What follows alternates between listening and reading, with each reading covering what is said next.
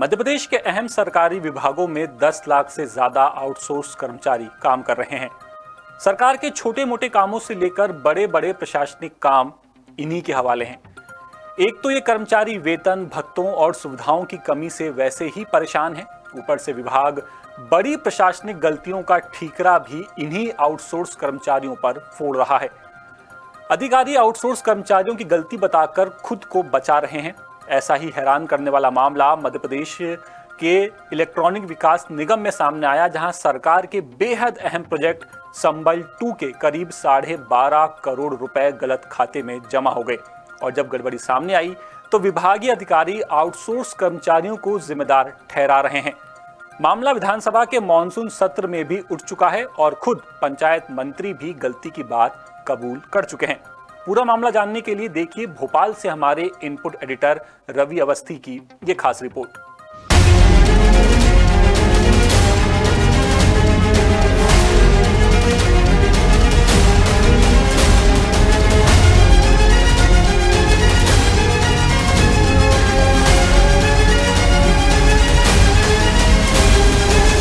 क्या सरकार बाजार का कोई दुकानदार है जो इधर का ईंट और उधर का रोड़ा जोड़कर व्यापार करता है, जिसे हर वक्त सिर्फ मुनाफे की चिंता रहती है और उसकी दुकान पर आने वाला हर शख्स ग्राहक लगता है?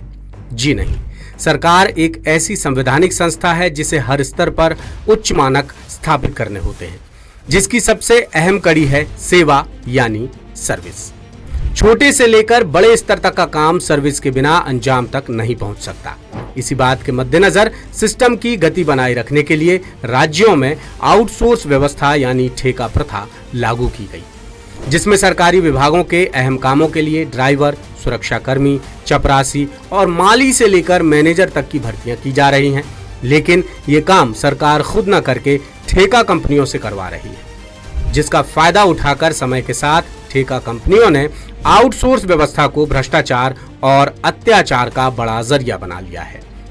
खास बात यह भी है कि इन पर सरकार का कोई ध्यान है ही नहीं, लिहाजा ये मुसीबत आउटसोर्स कर्मचारियों के लिए और भी बढ़ती जा रही है। हाल ही में आउटसोर्स कर्मचारियों को लेकर सुप्रीम कोर्ट भी अहम टिप्पणी कर चुका है और द सूत्र ने भी प्रमुखता से आउटसोर्स कर्मचारियों की स्थिति पर खबर चलाई थी। ये तो हुई एक बात।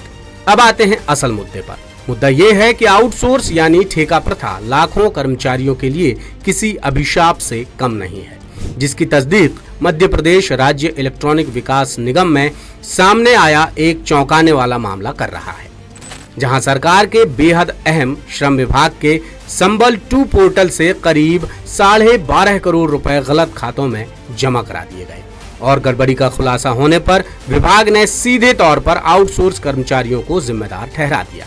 मामले का खुलासा तब हुआ जब असल हितग्राहियों ने रकम नहीं मिलने की शिकायत दर्ज कराई। शिकायत मिलने के बाद आनन फानन में विभाग ने खोजबीन शुरू की और रिकवरी शुरू कराई, लेकिन अब तक 572 खातों से करीब 11.25 करोड़ रुपए की वसूली ही हो पाई है। बाकी 1.25 करोड़ रुपए या तो फर्जी हितग्राहियों ने खर्च कर डाले या फिर तकनीकी वजहों से पैसा वापस नहीं मिल सका। मामला 10 मार्च 2024 का है, जब सिंगल क्लिक के जरिए 12.5 करोड़ रुपए हितग्राहियों के खाते में ट्रांसफर किए गए थे। ये मामला विधानसभा के पिछले मानसून सत्र में भी उठ चुका है।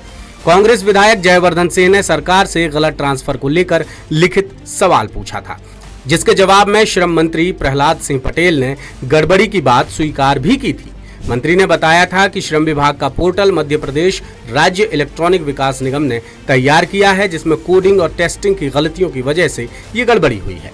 मंत्री के जवाब में सबसे हैरान करने वाली बात ये रही कि गलती के लिए 2 आउटसोर्स कर्मचारियों को जिम्मेदार ठहराया गया था। गलत मनी ट्रांजैक्शन के लिए टैक लीडर विकास निगम और टेस्टर सौरभ चौहान की लापरवाही बताई गई थी और इसके बाद दोनों को नौकरी से निकाल दिया गया था। और जब निगम के अधिकारियों से बात की गई तो उन्होंने चुप्पी साध ली, यानी करे कोई और भरें आउटसोर्स कर्मचारी। बहरहाल इसी मामले को लेकर हाल ही में पूर्व मुख्यमंत्री कमलनाथ ने मुख्यमंत्री डॉक्टर मोहन यादव को चिट्ठी लिखी है और आउटसोर्स कर्मचारियों के साथ न्याय करने की अपील की है। हालांकि ये पहला मामला नहीं है। इसी तरह एमएसएमई विभाग की ओर से महिला उद्यमियों के खाते में 275 करोड़ रुपए जमा कराने का मामला भी विवादों में रहा था। सरकार ने सिंगल क्लिक से 850 महिला उद्यमियों के खाते में 275 करोड़ रुपए जमा कराने का दावा किया था, जबकि कई हितग्राहियों ने पैसा नहीं मिलने की शिकायत दर्ज कराई थी और विपक्ष ने भी सरकार पर गंभीर सवाल उठाए थे। लेटेस्ट, इन्वेस्टिगेटिव और इन डेप्थ खबरें देखने के लिए ज्वाइन कीजिए द सूत्र का व्हाट्सएप चैनल, सब्सक्राइब कीजिए यूट्यूब चैनल, लाइक कीजिए फेसबुक पेज और पढ़ते रहिए वेबसाइट www.dasudr.com।